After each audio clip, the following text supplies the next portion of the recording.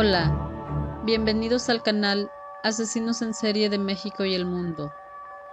Hoy te estaré contando la historia del asesino de niños, Wayne Williams. Milton Harvey cogió su bicicleta amarilla de 10 velocidades y se fue al banco a hacer unos mandados para su madre. Tenía que entregar un cheque para pagar una factura de la tarjeta de crédito. Sin embargo, el adolescente de 14 años jamás llegó a su destino. Un desconocido lo secuestró y asesinó brutalmente. 2 meses después de su desaparición, en noviembre de 1979, su cuerpo fue encontrado por un indigente cerca de un basurero. Milton fue la tercera víctima del denominado asesino de los niños en Atlanta, un asesino serial que mató a 29 personas, la mayoría menores. El único acusado y condenado por 2 de estos asesinatos fue Wayne Williams, un conocido fotógrafo y cazatalentos musical al que la policía relacionó gracias a unas fibras de alfombras y pelo de su mascota. Sentenciado a 2 cadenas perpetuas, el ahora sexagenario todavía clama por su inocencia y señala que fue un chivo expiatorio del Ku Klux Klan. De prodigio a monstruo. Un niño prodigio, así describió el periodista español José Carrascal a Wayne Williams durante su etapa como corresponsal en Estados Unidos. Nacido el 27 de mayo de 1958 en Atlanta, creció en una familia modesta y con buenos valores. Sus padres se dedicaban a profesiones de lo más comunes. Su padre era fotógrafo del diario Atlanta Daily World y su madre trabajaba como profesora. Gracias a esa mezcla, el pequeño comenzó a desarrollar un especial interés por la fotografía, aunque la radio y el periodismo terminaron por entusiasmarlo. Tanto es así que con 13 años construyó en el desván de su casa su primera estación radiofónica, La Curap. Diariamente, Wayne mezclaba las retransmisiones de música con la locución de noticias. Aquellas dotes comunicativas le hicieron muy popular en su barrio y en 2 años logró que su emisora progresase. Se matriculó en la Universidad de Georgia, aunque nunca terminó la carrera de periodismo. Trabajó en programas de radio, también como fotógrafo y reportero para televisoras locales, y emprendió proyectos con freelance. Uno de estos tenía que ver con el mundo de la producción musical. Wayne buscaba jóvenes talentos para formar grupos de éxito, como por ejemplo The Jackson's Five. Se acercaba a menores de edad, charlaba con ellos, les pedía que hiciesen una audición. Todo esto ocurría al mismo tiempo que numerosos niños desaparecieron y murieron asesinados de forma misteriosa. A esto se sumó que a finales de los 70 la población experimentó una importante brecha social y económica. Aumentaron los índices de pobreza. La represión policial fue especialmente dura y autoritaria y se inició una ola de racismo aplaudidas por grupos activos del Ku Klux Klan. Atlanta fue un hervidero de odio hacia los afroamericanos y las desapariciones. El detonante para sus habitantes: se sentían impotentes. El primero de los crímenes que se atribuyó al llamado Atkins, la sigla que el FBI puso al asesino de los niños en Atlanta, fue el de Edward Hope Smith, desaparecido en julio de 1979, con apenas 14 años. Su cuerpo se encontró una semana después en una zona boscosa. Recibió un tiro en la espalda. 4 días después, y no muy lejos de ahí, localizaron el cuerpo de Alfred James Evans, de 13 años. Este fue estrangulado.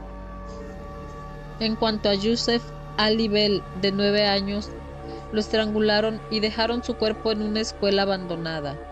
La policía tan solo contaba con una única pista, el testimonio de un vecino, que aseguró ver cómo Youssef se subía a un coche azul.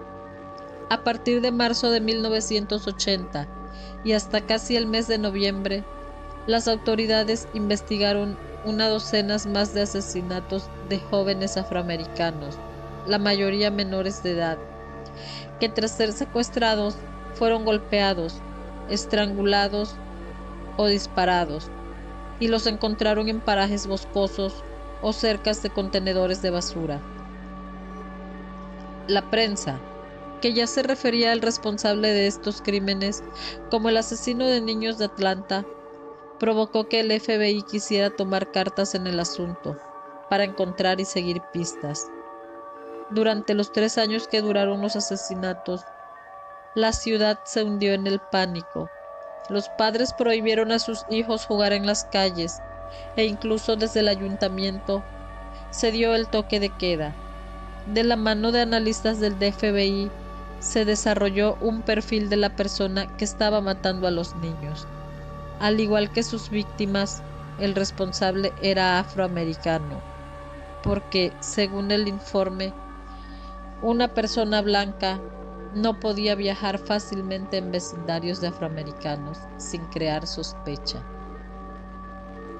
En cuanto al patrón de sus víctimas, era siempre idéntico, mayormente niños y jóvenes afro que vivían en la misma área y se conocían entre sí.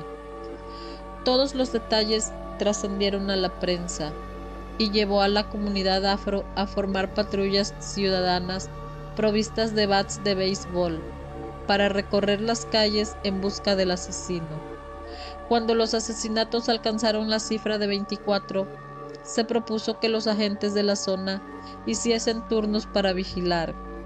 Una patrulla vigilaba un puente sobre un río cuando uno de los policías escuchó un fuerte chapoteo.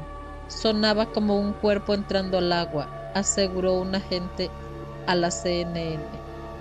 Observaron el lugar y vieron como un Chevrolet blanco del año 70 daba la vuelta y cruzaba el puente. Eran casi las 3 de la madrugada del 22 de mayo de 1981 y al volante se encontraba Wayne Williams. Los oficiales detuvieron el vehículo y le preguntaron el motivo de su viaje. Williams respondió que estaba comprobando la dirección de un local donde tenía previsto hacer una audición. Les facilitó el nombre del pueblo y el de la joven, además de un número telefónico. Lo dejaron marchar, pero 2 días después, otro cadáver apareció en el río. Era Nathaniel Carter, de 27 años. El nuevo crimen y que Williams mintiese en su coartada fueron el detonante para su inmediata detención. Además, en los registros de la casa y el coche, hallaron pelo de perro y fibras de alfombras compatibles con las encontradas en una de las últimas víctimas. Tras su arresto, el 21 de junio de 1981, tan solo fue acusado de los cargos por asesinato en primer grado de Nathaniel Carter y Jimmy Ray Payne, los hombres hallados en el último lugar. La policía y el FBI no pudieron demostrar que Williams cometió los otros crímenes. El juicio contra el cazatalentos se inició el 6 de enero de 1982 y duró 5 meses. Tanto el juez como los 12 miembros del jurado escucharon el testimonio de testigos oculares que reaccionaban al acusado con sus víctimas antes de los homicidios y vieron las pruebas circunstanciales en cuanto a las fibras y finalmente se desecharon, pues dijeron que no se puede condenar a una persona con simples pruebas de fibras textiles. De hecho, los familiares de las otras 27 víctimas llegaron a creer en la inocencia de Williams y tuvieron la necesidad de investigar por otro lado para encontrar al culpable. Estoy convencida de que Wayne Williams es inocente, dijo la madre de uno de los niños asesinados.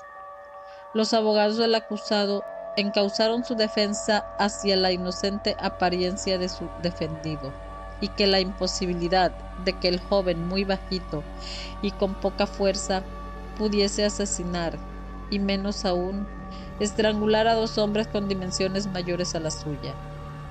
Hubo momentos donde se pudo ver a Williams completamente encolerizado y gritando a los presentes: ustedes pretenden hacerme coincidir con ese perfil del FBI, pero no voy a ayudarlos. No fue la única salida de tono. El procesado llamó gorilas a los policías que llevaron el caso y a los fiscales los tachó de ineptos, unos arrebatos que no encajaban con esa aparente inocencia y tranquilidad que alegaba la defensa. Aquellos instantes de alteración, descontrol y violencia calaron en los miembros del jurado, que tras 12 horas de deliberación lo declararon culpable de los asesinatos de Carter y Payne. Pese a ese "soy inocente" que llegó a musitar el acusado, el juez lo condenó a 2 cadenas perpetuas consecutivas y a cumplirlas en la prisión estatal Hancock, ubicada en Sparta, Georgia. Mientras tanto, William mantuvo su inocencia y a finales de los 90 presentó una petición en la que solicitó un nuevo juicio. El magistrado del Tribunal Superior del Condado se lo negó. El ahora sexagenario se pasa los días leyendo novelas de espías, viendo deportes en televisión o hablando por teléfono con algunos de sus familiares. Esto ha sido todo por hoy en tu canal Asesinos en Serie de México y en el mundo. Si te gusta mi contenido, te invito a que te suscribas, des like, actives la campanita y compartas el video para llegar a más personas que al igual de a ti les guste este tipo de contenidos.